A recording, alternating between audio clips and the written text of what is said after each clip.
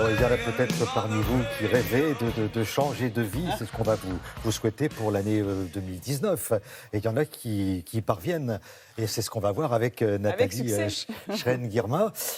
Isabelle, regardez bien et écoutez bien ce qui va suivre. Là, on va s'intéresser à quelqu'un qui était au départ dans l'éducation nationale et qui a décidé de devenir boulanger. C'est ça. Il a eu une première vie en tant qu'enseignant, professeur d'économie à l'IUT de Rouen, à la faculté de Rouen.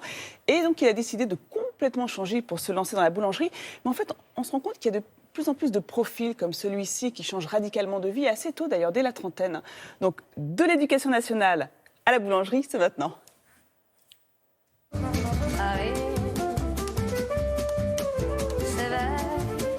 Bonjour Edouard, tu vas bien? Ça va? Touche tout beau. Et ben voilà. Merci beaucoup. Et à bientôt, bon courage. Allez, salut. Ciao. Paris, 5h30 du matin, l'heure de la livraison pour notre jeune boulanger. Salut Jodé. Bon, j'y vais, j'attaque. Les plus observateurs remarqueront que c'est le boulanger attitré du meilleur programme télé matinal. La tournée en triporteur terminée, retour à la boulangerie pour assurer l'ouverture aux premiers clients dès 6h30 du matin. Bonjour Saad. Bonjour Nathalie. Alors, terminé les livraisons pour ce matin? Les livraisons sont terminées, puis là on attaque la deuxième partie de la journée. Après une thèse en économie et une première vie en tant qu'enseignant à l'IUT de Rouen, Saad décide en 2014 de quitter une carrière toute tracée dans l'éducation nationale pour tenter l'aventure de l'artisanat. Eh bien voilà ton thé Nathalie avec tes petits croissants. Il fait tellement froid. Eh ben ça te fera du bien. Ça vous change de votre quotidien de professeur à la fac de Rouen? Ça me change beaucoup parce que je n'avais pas l'habitude de me lever aussitôt.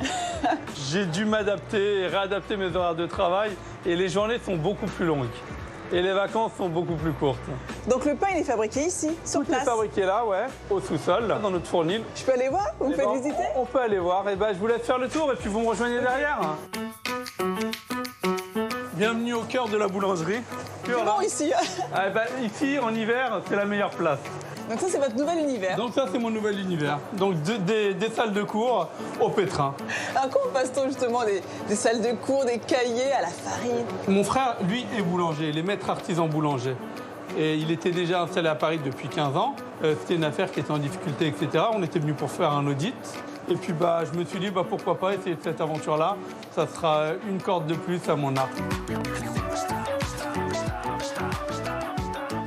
Les gens qui étaient derrière moi m'ont dit vas-y fonce et puis tu verras bien. Puis au pire des cas, comme je continuais à donner des cours à la fac, je faisais les deux en même temps, toujours pendant 1 ou 2 années. On m'a dit au pire des cas, tu vois l'aventure, ce que ça donne, puis tu pourras revenir si c'est pas concluant. Ça a été concluant, là ça fait plus de 4 ans qu'on est là maintenant. On n'est pas mécontent, on a créé de l'activité, on a créé des emplois. Qu'est-ce qui a été déterminant dans ce changement de vie?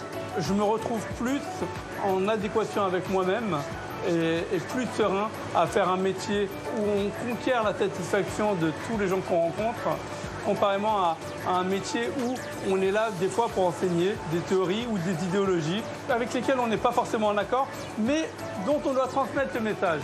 Et la boulangerie, la seule chose qu'on vous demande, c'est de faire du bon pain. Les gens, ils viennent, ils mangent votre pain, ils le goûtent, et à partir du moment où ils se régalent, et ils sont aux anges.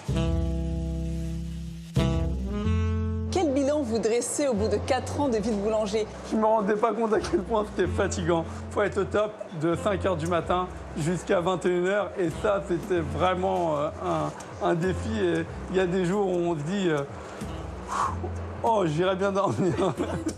De la fatigue certes, mais surtout beaucoup de plaisir dans cette nouvelle vie.